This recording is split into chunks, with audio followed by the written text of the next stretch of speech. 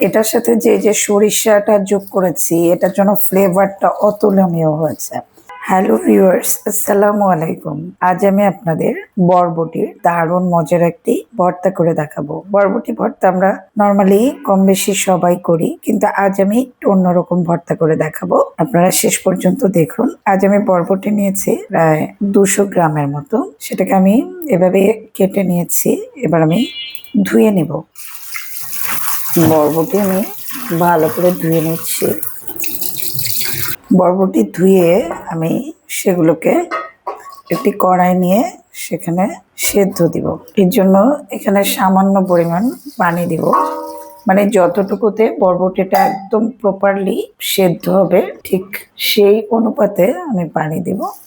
ডুবিয়ে পানি দিলাম, দিয়ে চুলার আঁচটা বাড়িয়ে জ্বালিয়ে দিলাম। এবার আমি ঢাকনা দিয়ে দিচ্ছি। এখানে কিন্তু কোনো লবণ ব্যবহার করছি না। চুলার আঁচটা মাঝারি রেখেছি। 4 মিনিট পর ফিরছি।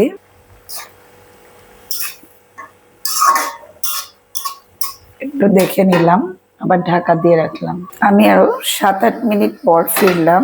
দেখুন বরবটির কালারও চেঞ্জ হয়ে গিয়েছে, আর বরবটিটা খুব সুন্দর সেদ্ধ হয়ে গিয়েছে।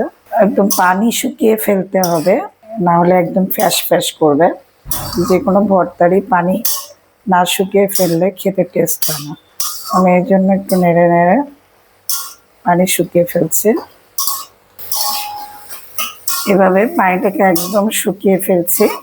এবার এটাকে নামিয়ে ঠান্ডা করব। বরবটি ঠান্ডা হতে থাকুক, আর আমি এর ফাঁকে পেঁয়াজ মরিচ ভেজে নিই। আমি এখানে একটু সরিষা বাটা ব্যবহার করব, সেই জন্য 1 টেবিল চামচের মতো সরিষা নিয়ে এভাবে ধুয়ে নিচ্ছি একটু ছাঁকনিতে। ধুয়ে নিয়ে বেটে নিব। এখানে খুবই সামান্য একটু সরিষা বাটা ব্যবহার করব। পরিষ্কার করে ধুয়ে নিলাম। এখানে আমি জাস্ট 1 চিমটি লবণ দিয়ে দিচ্ছি, আর একটা কাঁচামরিচ দিয়ে সরিষাটা বেটে নিচ্ছি।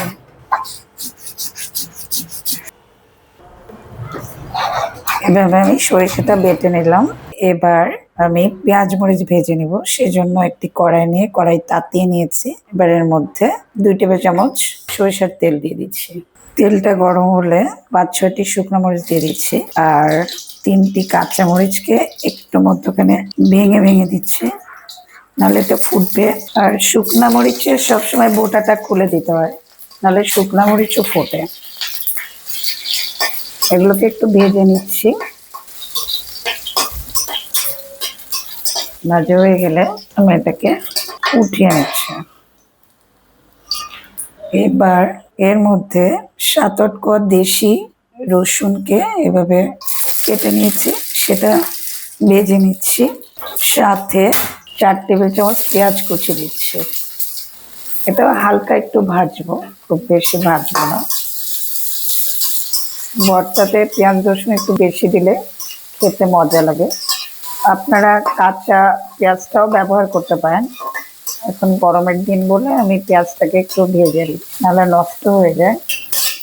4-5 মিনিট পর আমি চুলাটা বন্ধ করে দিলাম। এবার এগুলোকে উঠিয়ে নিচ্ছি। আসলে 4-5 মিনিট লাগেনি, 3-4 মিনিট লাগলো।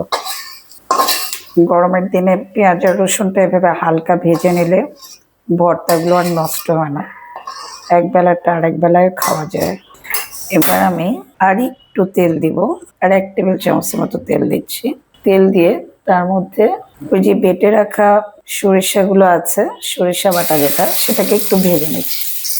এটা খুব বেশি না, সরিষাটা অল্প পরিমাণে দিতে হবে আর অল্প ভাজতে হবে।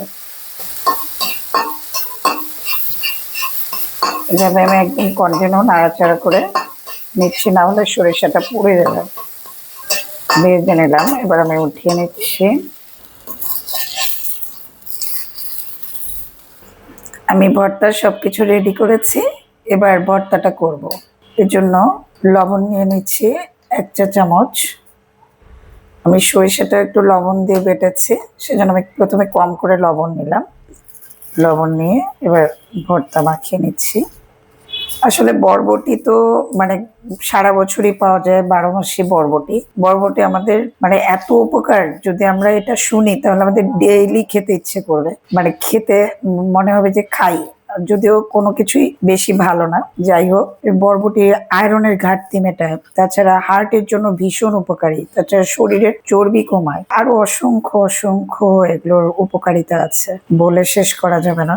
বরবটি যেমন চাইনিজ ভেজিটেবলেও ব্যবহার করা হয়, তাই দেখা যায় যে এখনকার জেনারেশন বরবটিটা খায়, পছন্দ করে। আর এভাবে দিলে কিন্তু তারা খাবে, ভর্তা করে দিলে খাবে, ছোট বড় সবাই খেতে পছন্দ করবে। এবার একটু সরিষাটা নিয়ে নিচ্ছি একসাথে পেঁয়াজ মরিচের সাথে। প্রথমে পেঁয়াজ, মরিচ, রসুন আর লবণ একসাথে করলাম, তারপরে সরিষাটাকে নিলাম, নিয়ে এবার সরিষাটাকে দিয়ে এবার আমি বরবটিটাকে হাত দিয়ে মাখিয়ে নিচ্ছি। আমি ভালো করে সেদ্ধ করেছি, সেজন্য আমি হাত দিয়ে এভাবে মেখে ভর্তাটা করে নিচ্ছি। অনেকে বেশি এটাকে অনেক সময় ব্লেন্ড করেন অথবা পাতায় বাটেন, আসলে এটা অনেকটা সিম ভর্তার মতো। এটা একটু ভালো করে সেদ্ধ করে পানি শুকিয়ে নিলে আর কোনো বাটাবাটি করতে হয় না, হাত দিয়ে মাখিয়ে নেওয়া যায়। দেখি লবণ হয়েছে নাকি, আর একটু লবণ লাগবে, আর একটু লবণ দিচ্ছি। এটার সাথে যে যে সরিষাটা যোগ করেছি, এটার জন্য ফ্লেভারটা অতুলনীয় হয়েছে, আর খেতে একটু অন্যরকম টেস্ট হয়েছে, ভীষণ মজার। আমি এর সাথে একটু ধনিয়া পাতা অ্যাড করছি, ধনিয়া পাতা দিচ্ছি।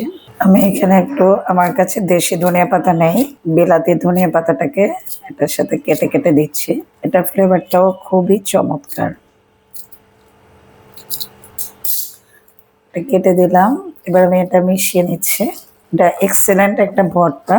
বরবটি ভর্তা এমনি তেমন অত আমার কাছে এমন ভালো লাগে না, কিন্তু এই যে এভাবে একটু সরিষা বাটা দিয়ে করলে অনেক বেশি টেস্টটা বেড়ে যায়, ফ্লেভারটাও একটু অন্যরকম হয়। যে হয়ে গেল আমার আজকের রেসিপি বরবটি ভর্তা।